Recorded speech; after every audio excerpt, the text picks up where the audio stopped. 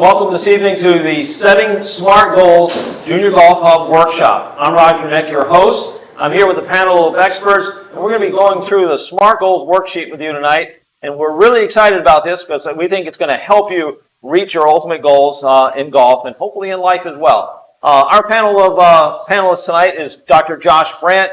He is a clinical psychologist. He's here at the Performance Center. We have Brittany Romagna. She's here with us. She is a mental health expert. And we have Rick Dowling, who's a customer success manager at the Junior Golf Hub. So welcome this evening. And we're really excited about getting started here. So let's get started. First thing is, why are you here? Why are we here, Dr. Brandt? Yeah, we thought this would be a great way to start this conversation because one of the most important parts of goal setting is commitment. So when we talk about why are you here, this really needs to come from you, right? If you're being motivated by other people, by a coach, by parents, other family member, even friends, there's going to be a different relationship to the goals that you set in your life. So we're making one huge assumption about you all tonight is that you're here because you want to get better. And if you're not here, if you're here because of friends or family or coaches, that's fine too. But all the research tells us really clearly that the more you can have a personal commitment to your goal, the more effective it'll be and the more likely you're going to achieve it. So really check in with yourself tonight about why you're here. That's great. Thank you, Dr. Brandt. Yeah, you're welcome.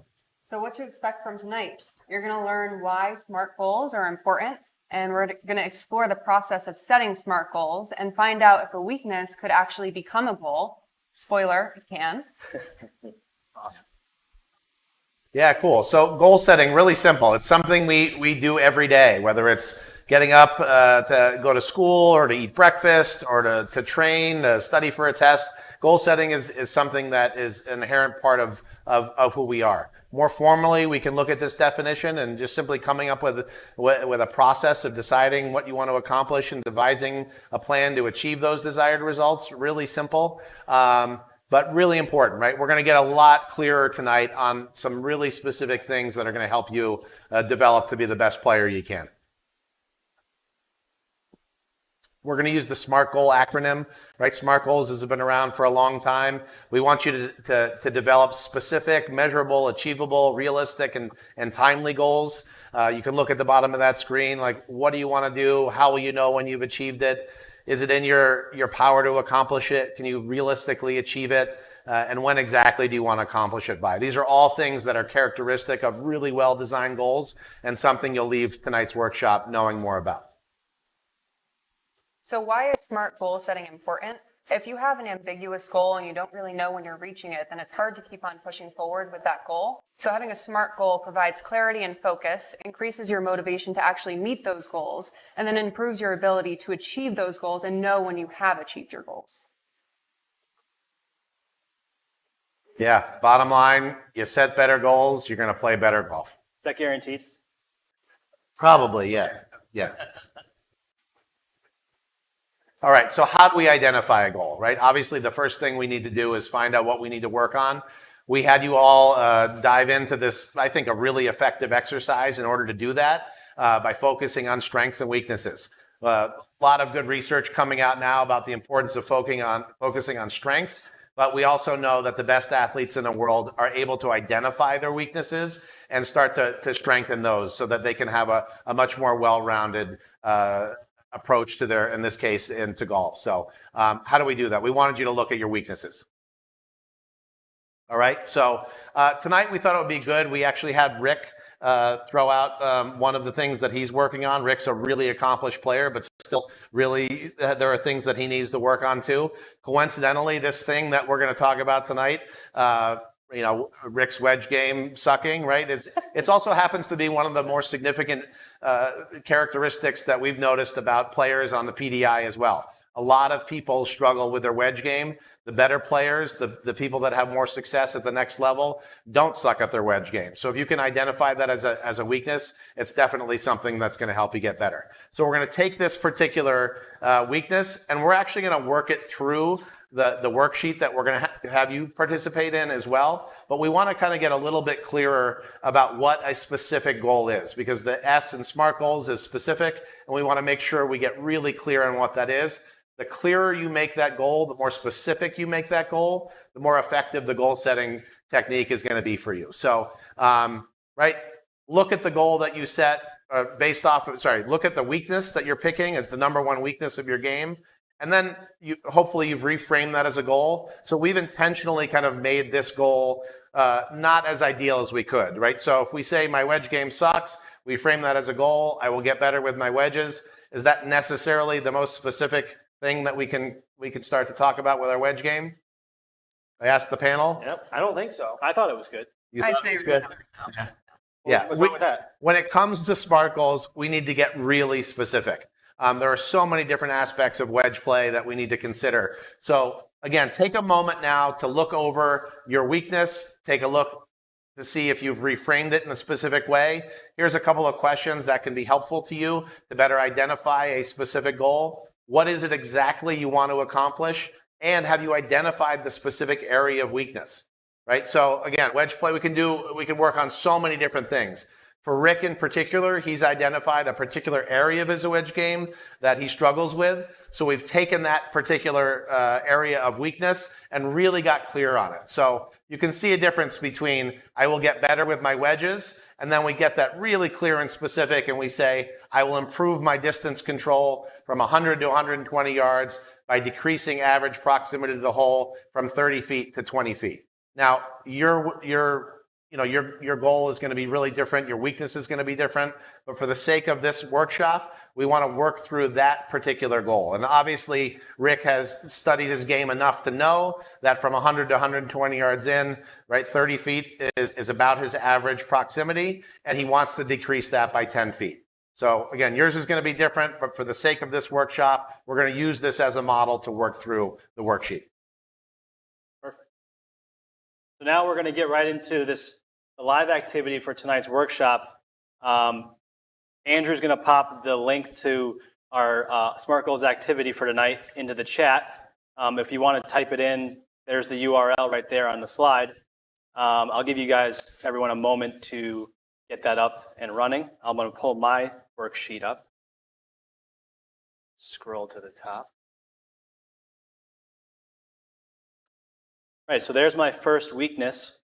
I talked to Roger, I talked to my friends that I play golf with, and I talked to my dad, who I actually play a lot of golf with, and the common thread that came to the forefront was that my wedges could probably be closer to the hole, and I don't hit them well sometimes. I might even have the wrong equipment in the wedges in my bag.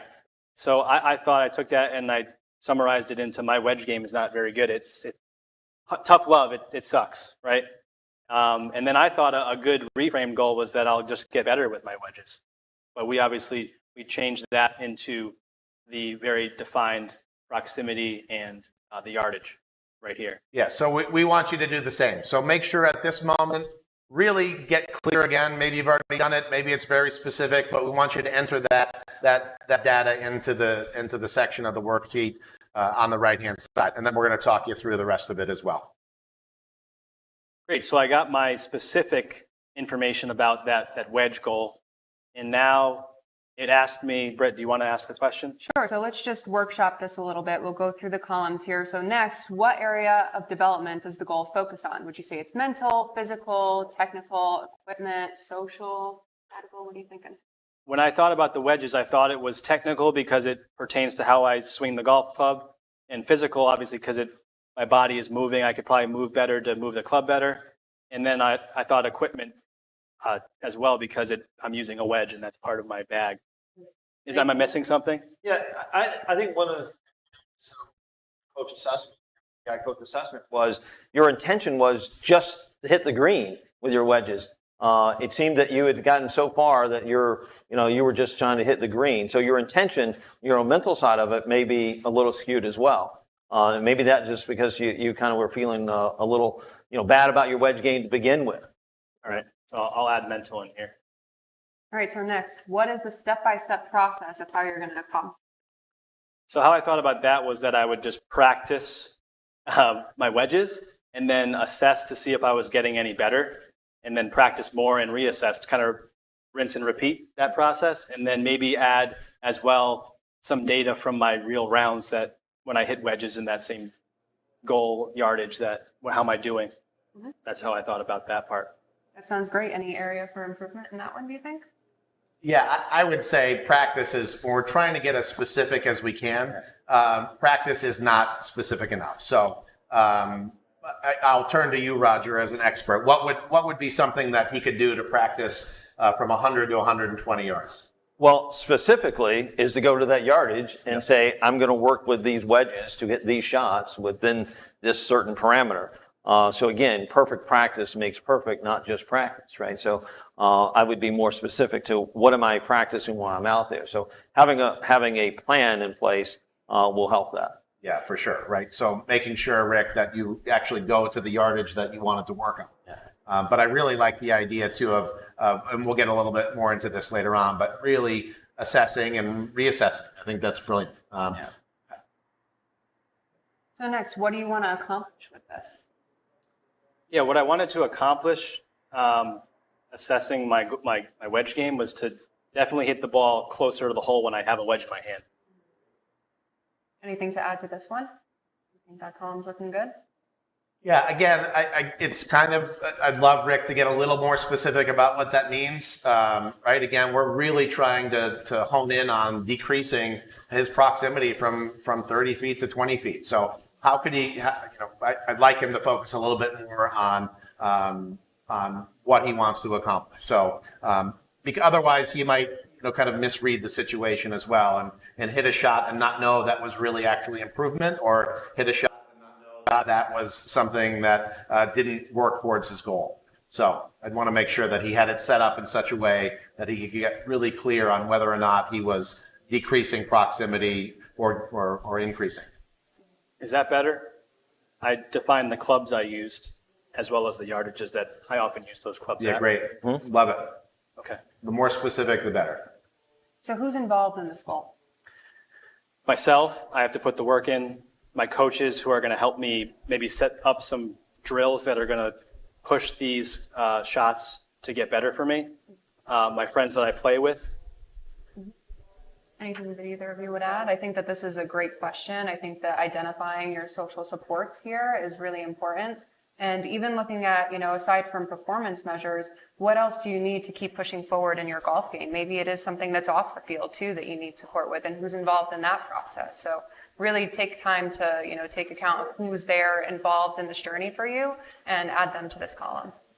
I want to just jump in there too. We also don't want to lose sight of the specific goal. So if we're working on proximity to the hole, I love what you're saying, Brett, and I think it's great. When we're talking about this specific goal that we're attaining, like, would you have your coach actually standing out at 100 or 120 yards, measuring a distance, right? We also want to get really clear on, who's going to actually help me achieve this specific goal. So you might want to have someone out there with a measuring device to see actually how close you were to that. So that's another way we can add people to get involved, not just in the bigger picture, always important, but specific to this goal. We also want to be able to have, this might be something you just work on yourself, Nick, too, but you could also enroll on people. Good. Great.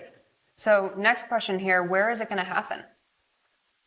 So back to the elements that I thought went into this getting better was maintaining the way I move in the gym, and then in practice on the range or at the facility I work at.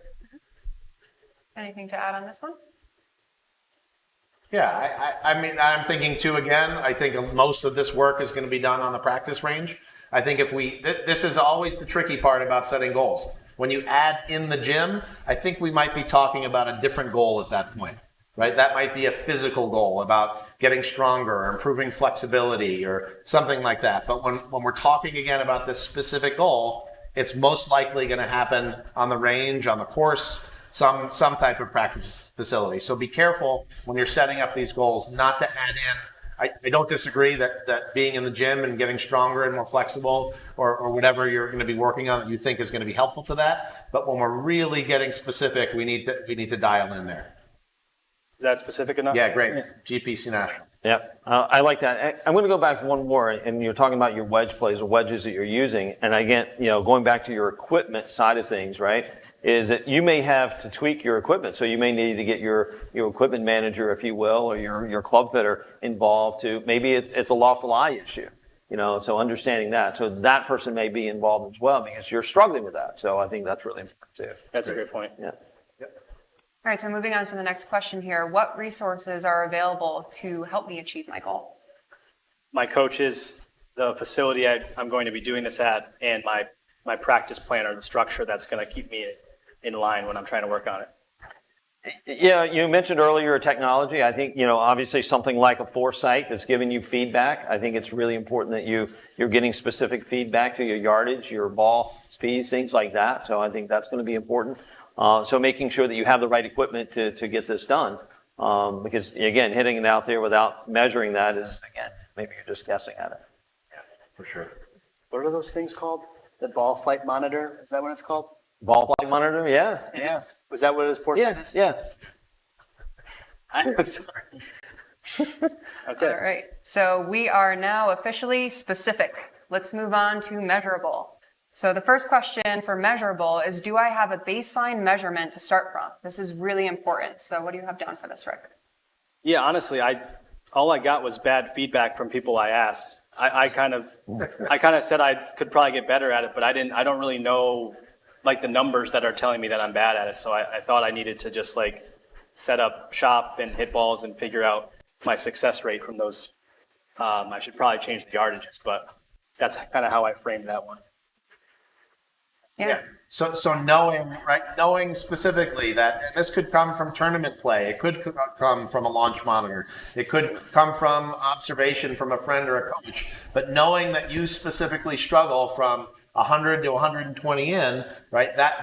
It's really important to know that that's your baseline measurement from that distance, and to more specifically know that we defined in the specific, right? That it's your average proximity to hole from 100 to 120 is 30 feet. So that's something that you could measure again from tournament, from launch monitor, or from someone observing. But you need to get really clear on what that baseline is so you have something to compare it to. And I just want to add, and maybe this is the wrong point in this, but I think, for you in the audience is understanding that, you go back to realistic goals and setting this, is it, or achievable goals, is, junior golfers compared to, PGA Tour players, that's different. Rick is in a space in his game where he's a very accomplished golfer, as you mentioned. So make sure that what you're setting is, where you need to be. So I think that's another, a way to be more specific to that. Yeah, for sure. All right, so how are you going to measure the progress? So I get the baseline from that initial measurement, or the first assessment that I do with my coach. And then from there, I'll know how to address that with the practice program for 2 weeks. And then maybe, like I said before, it's kind of like that rinse and repeat, practice, reassess schedule. Right? Yeah, I love it. That was one of the, when you showed me this, I think this is a great one. You can always play around with the immediate feedback is good, but sometimes having immediate feedback can kind of also get in the way. But I like the idea, like on average, over a 2-week period, did my proximity to the hole improve or did it not? Really like that. All right, this next column here, I really like. How do I chart my progress? I think that it's important to have this all maybe in a notebook or in a spreadsheet and make sure that you're constantly looking back and congratulating your small wins as you're working towards these goals, because if you have it charted, you're going to be able to see that you're actually moving forward. If you're moving the needle slowly, it doesn't matter. You're going in the right direction. So how are you planning on charting your progress with this goal? Yeah, I guess I read that question wrong. I just put baseline then 2 weeks again, but I didn't take it literally. Where am I going to do that, or in what medium? But now that I know that, I'm going to change my answer. All right, so what are you thinking? Thanks, Britt. I think I'm going to keep track of them in a Excel doc, and then I'm going to upload that doc over the number of weeks into my Junior Golf Hub account, so I can actually see that amongst all my other things. Perfect. One of the things you have on the Junior Golf Hub is your practice sheet or your workflow there. So keeping track of that is another place Exactly. that you're always live with it. And how are you going to know when the goal has been accomplished? This one was tough. I thought I didn't know to which degree I would be satisfied. Like, if my percentage goes up by a couple percent, is that enough? Or I kind of stumbled around this one, but I just said if it improves in 2 weeks, and then just keep doing it. Yeah, well, I think as a coach, I mean, we talk about your play, is how's it transferring into your game and your performance, if you will. I think that's when you know that it's actually, improving. I think it's improvements in challenges as you're practicing, but at the same time, the whole point of this is in your performances, is it improving? So I think you have to have measurable goals in your performances. So during my rounds. Yeah. Okay. Yeah, we would love to absolutely see this transfer into tournament play as well. All right, great. So I think we just wrapped up with measurable. We're going to move on to attainable. So the first question here is, do I have the skills and willpower to carry out my goal? So this is kind of a yes or no question, I suppose. But Rick, do you think that you have the skills and I got the willpower? power. I think I have the power. All right, I think so. And do you have access to help when needed? Definitely. I'm privileged and fortunate to have the access that I do. Right. And do you have all the necessary resources? I think what Roger said was before is what I kind of got to here. I wasn't sure if I have the tools in my toolkit to, make an analogy. I don't know if I have the right equipment. I could maybe tweak my yardages a little bit. Maybe my wedges are too old and the loft and lie might have been altered over time. I think that's what I might need to do as well as get the baseline. Does that make sense? Yeah, for sure. But fundamentally, this question's in there because it's really important. You can do all this defining of a goal, but if you don't actually have the resources to carry it out, so really important just to check in. Do I have the ability to do all of these things? And thankfully, you're right. You have this incredible facility here at GPC to do that. But then there's lots of ways to take this goal onto it, even if you didn't. But really important to know whether or not you actually have those resources. All right, and last question here for attainable. Do I have the time to carry out the goal? Yep. I made it this far. I got to do it now, right? That's kind of how I thought about that one.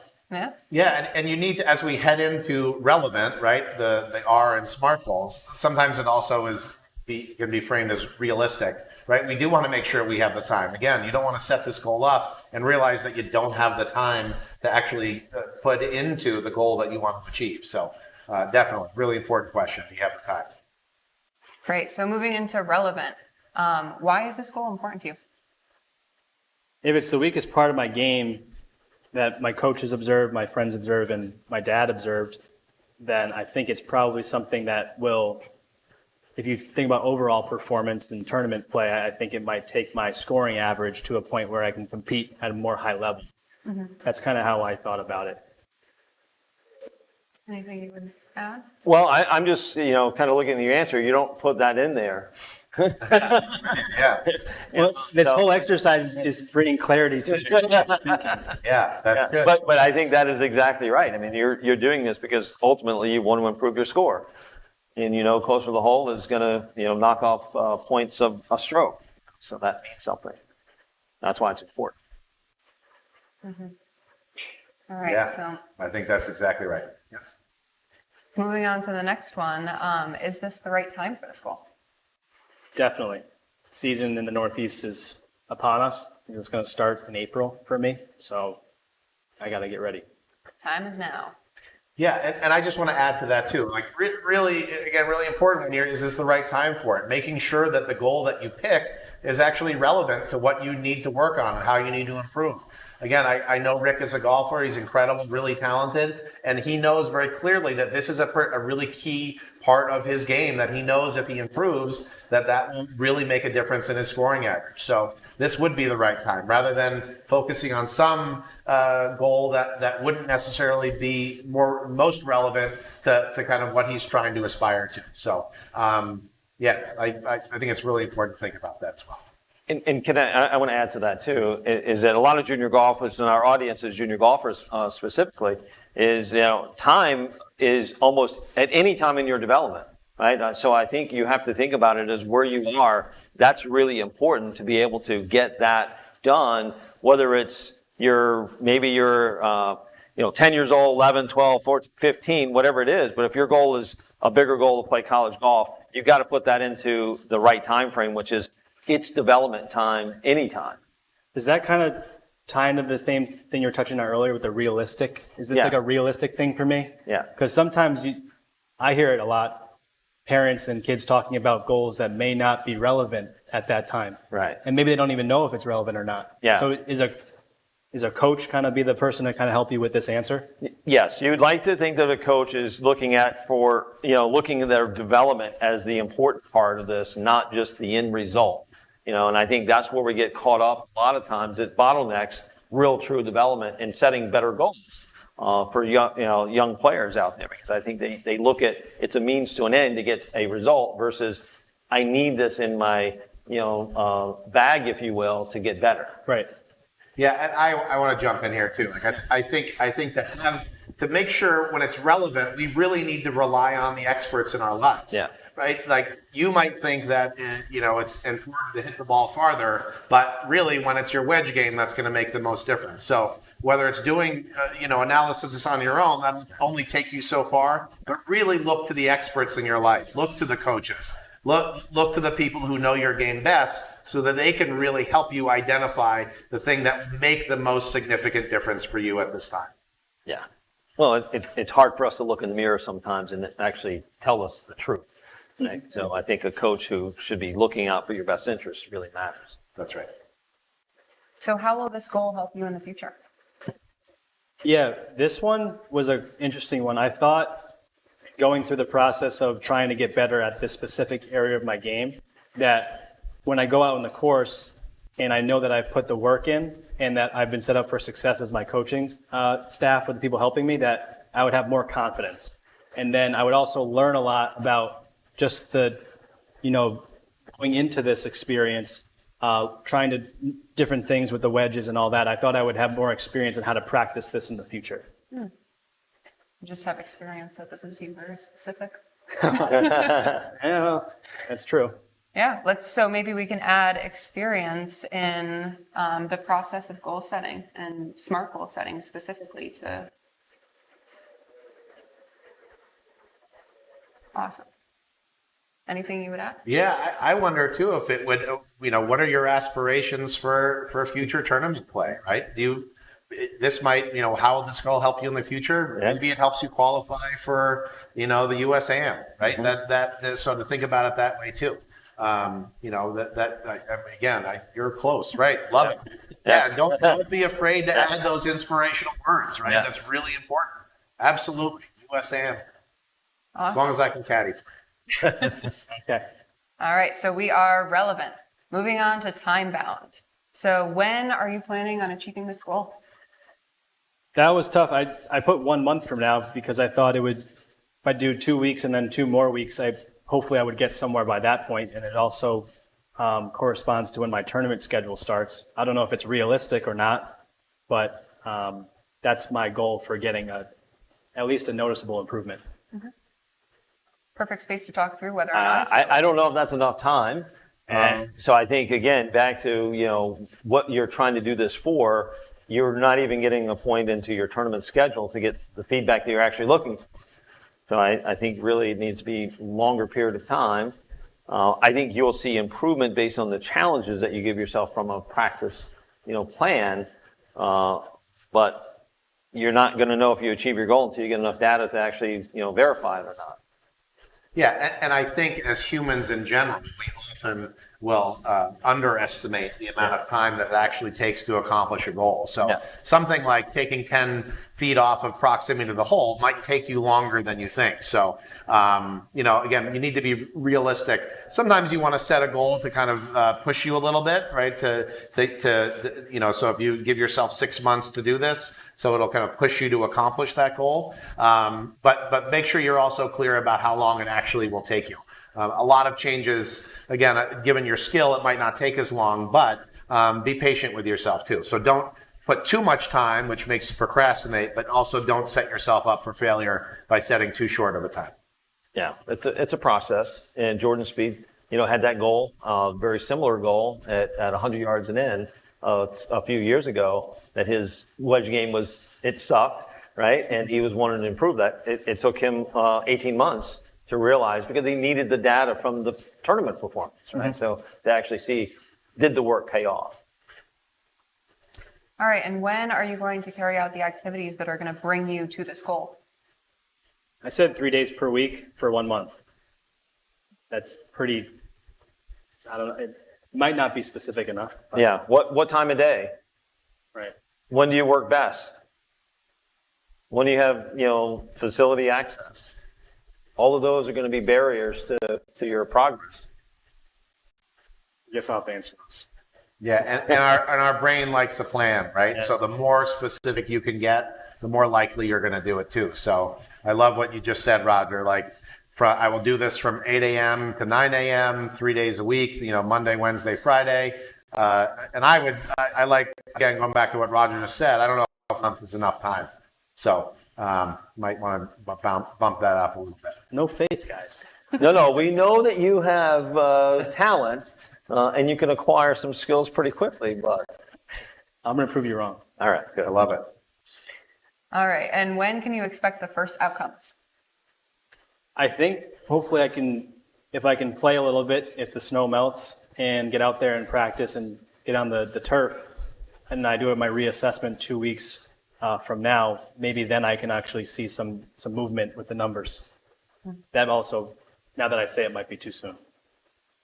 So I want to hold Rick a little more accountable because I love Rick so much. Rick, you just said that when the snow melts, but you happen to be privileged enough to be in one of the most technically advanced golf academies I've ever seen. Do we have Foresight? Do we have TrackMan? Do we have lots of other ways that you could practice this without hitting out into the range? Thank you, Dr. Brand. I was about to just hit him over the head with that. Yes. Okay, cool.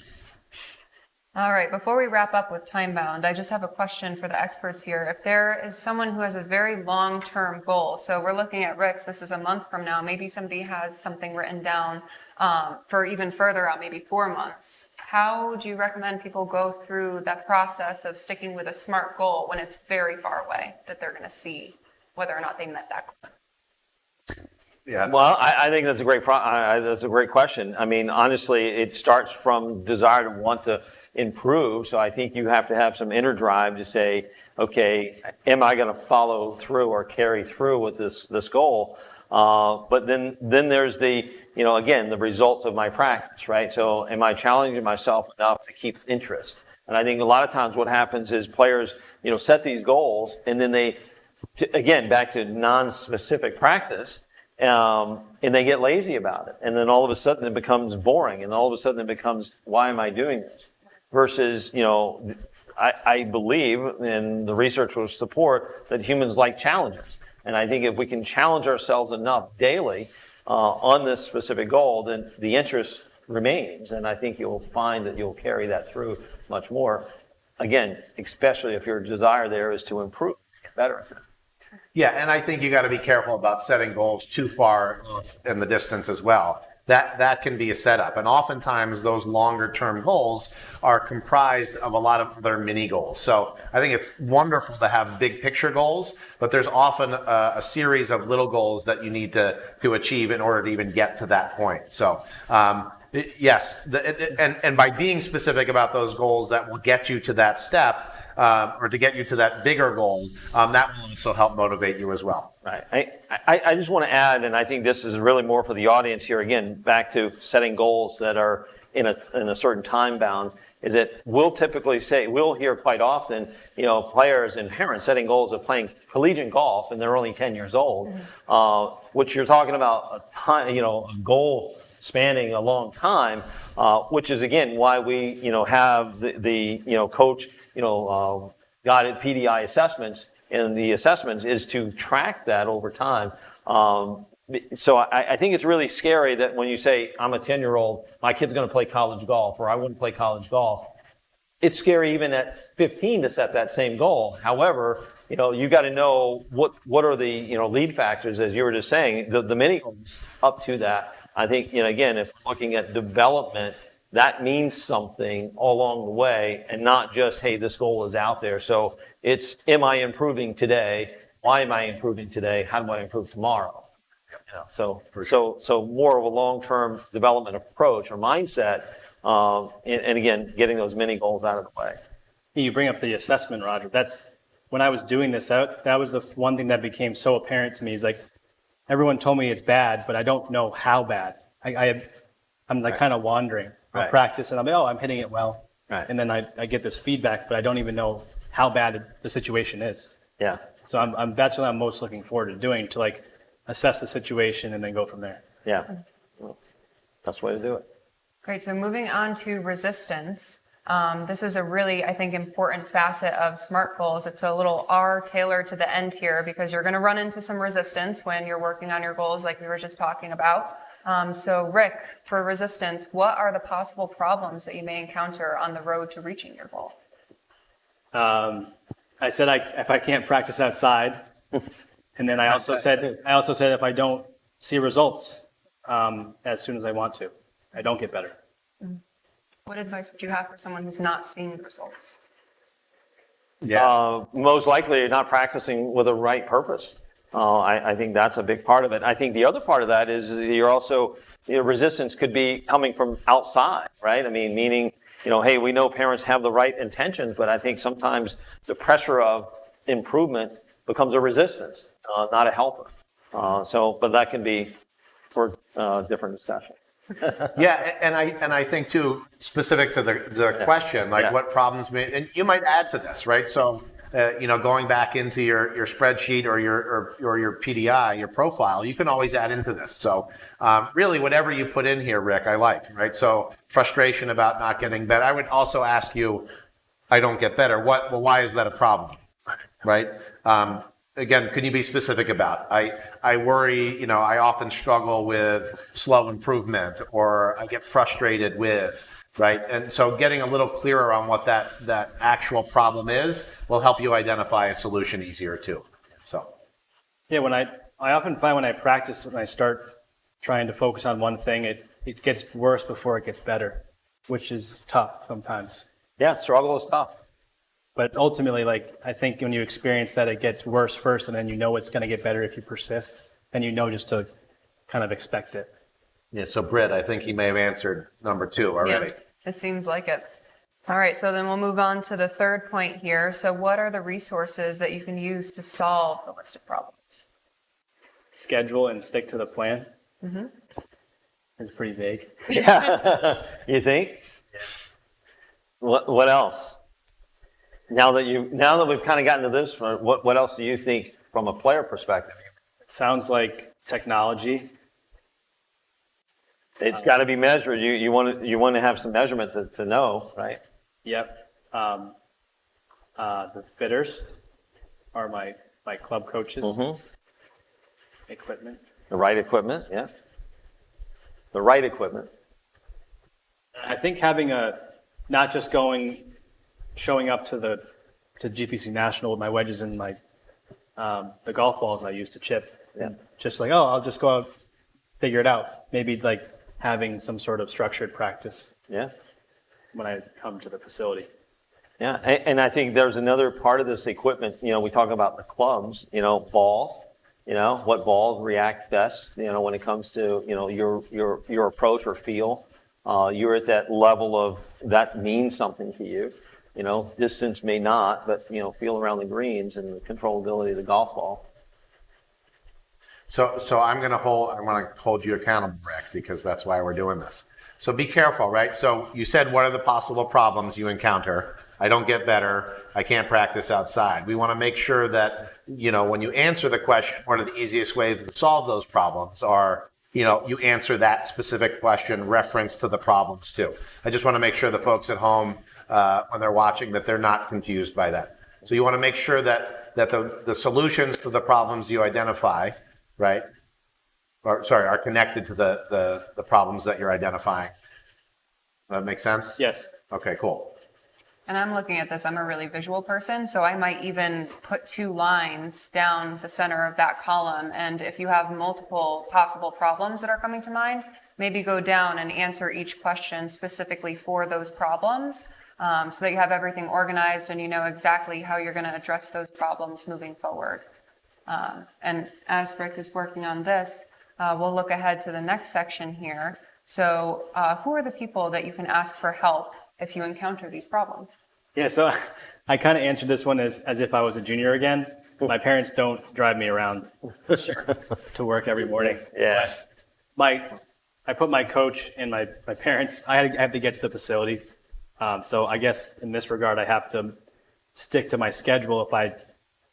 If I'm hungry or I'm not feeling like it after a long day, I have to overcome that. I guess that would be my answer, because as an adult, I'm fully responsible for what I'm doing. Yeah, but you have people around you that you share your life with, so those are all people that can help you, hold yourself accountable, hold you accountable to your goals. Dr. Brandt will hold you accountable Yeah. for this. That's for sure. Yeah. All right, so this is the last question here for resistance. What are some inspirational words you'll turn to when the problems become too difficult? I put get better every day. Yeah, and I know this sometimes can seem silly to somebody, right? Especially to adolescents, right? Thinking about inspirational words, it doesn't seem like it would have all that much of an effect. But trust me, there's a lot of really good research about positive self-talk, motivational self-talk. So especially when you're having a difficult time like Rick, so if you're frustrated by your lack of progress, reminding yourself, get better every day, or trust the process, that will really help you work through that as well. So I know it seems like it can be silly, but it can really have a powerful impact as well. Yeah, and I think reframing, as you said earlier, reframing that, I suck versus I didn't play as I like to. I'm working on getting better. I'm not as bad today as I was yesterday. Those kind of things I think really mean a whole lot to again, continue to reach your goals. I feel way better now. Yeah. Very cool. Thanks, guys. Yeah. All right. All right, you have a SMART goal. So what do we do now? Good question. So we're going to go back to the presentation here. We're walking away tonight. We've gone through my number one weakness and made it a specific SMART goal. And I'm going to, Dr. Brent, I know we have a kind of a next steps document that's going to allow everyone to go and replicate that with goal number 2 and number 3. Yep. And then also some tips on implementation plans. Yeah, so at the end of that document that we linked for you, there's something called an implementation plan or an action plan. And I highly recommend you take your goal or your goals, your top 3 goals. You'll have to do it separately, but work that goal, work that SMART goal, the plan that we just devised. And you don't have to go through every question. The way I set it up was so that you just take the red bolded questions and you kind of fill them in. And again, it'll walk you through at the end of that document. But really what you'll have then is you'll have a really clear outline of how to start working on your goal, with not just the step-by-step process, but also, and I'm a big believer in kind of the resistance piece, you'll know exactly what to do when something stops you, when something gets in your way. So that'll make that path to your greatness that much easier. Awesome. So guys, yeah, that's the link to the next steps document to do just that. You can also find it in the YouTube chat. And lastly, you actually have SMART goals for this workshop. You have a homework assignment to complete 2 more SMART goals and then upload them to your Junior Golf Hub account. If you haven't had your account started already, you can go to juniorgolfhub.com and sign up. Is this attainable? Yes, of course it is. Is it relevant? Yes. And maybe a time-bound goal for you to complete all this homework would be by the end of the week. And you're going to hold them accountable. Yes. We're going to follow up with you. There you go. So where do my goals go on the hub? We're going to take you in to the app here. I have my profile up, and we have this new tab front and center on your dashboard where you can actually enter your SMART goals. I'm really excited because it's going to, every time I pop in the app now, it's going to hit me right in the face. So my number one weakness was my wedge game sucks, and I'm going to, Dr. Brandt, help me. My goal, my SMART goal was... I will, right? I will increase the proximity, what is it again? So I will improve my distance control from 100 to 120 yards by decreasing my average proximity to the hole from 30 to 20 feet. Gotta work on my typing too. Back to your second goal.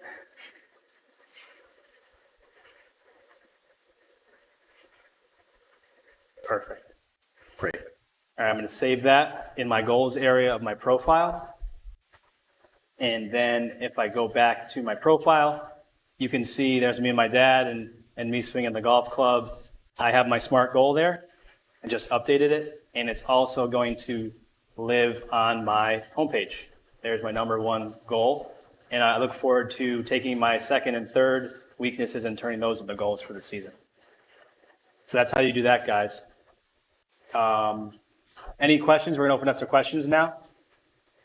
Oh, actually, before we get to the questions, we want to announce that we're going to, for everyone here tonight, especially the premium members, we're going to have a second review session to kind of check in with you and see, hold you accountable to what you've decided your goals are and your implementation strategies. We're going to check back in with you in about a month's time, see how you're doing with the Junior Golf Hub tool and your SMART goals for this year. So if you're not a premium member yet, we can all look forward to that, and you can upgrade to premium in the next couple weeks. Cool. It's going to be awesome. All right, so questions. Do we have any questions? Where can I find more resources on goal setting? Yeah, I would say, you know, the internet is filled with as many resources as you want. We have geared this one specifically for Hub members, and I think it's a really great way to do it. It walks you through step by step, but there's a million resources online. So if you just Google SMART goals, you'll get more than you could ever imagine. And that's all, our only question for tonight. So everyone, thank you so much for attending. We hope you got a lot out of it. If you missed it, we're going to send it out. But again, big shout out to Coach Heenan and his girls golf team. Thank you guys for popping in and everyone else for taking the time tonight to learn about goal setting. I certainly learned a lot. Awesome, guys. Thanks so much. Yeah. And I know we were talking about this before we went on air, how important mental health is these days. Anxiety, depression, lots of different mental illnesses are on the rise, and we want to make sure that parents listening, coaches listening, even all the Hub members, please take the time to check in with yourselves, check in with your kids, check in with your friends. There's a lot going on, and mental health is such an important part of your success as well. And there's a lot of good resources out there. Mentalhealth.gov is a really good one. But please reach out to a professional if you're really struggling. Yeah. Thank you, Dr. Morant. Thank you, Brittany. Thanks, Rick. Well done. And we hope to see you again soon.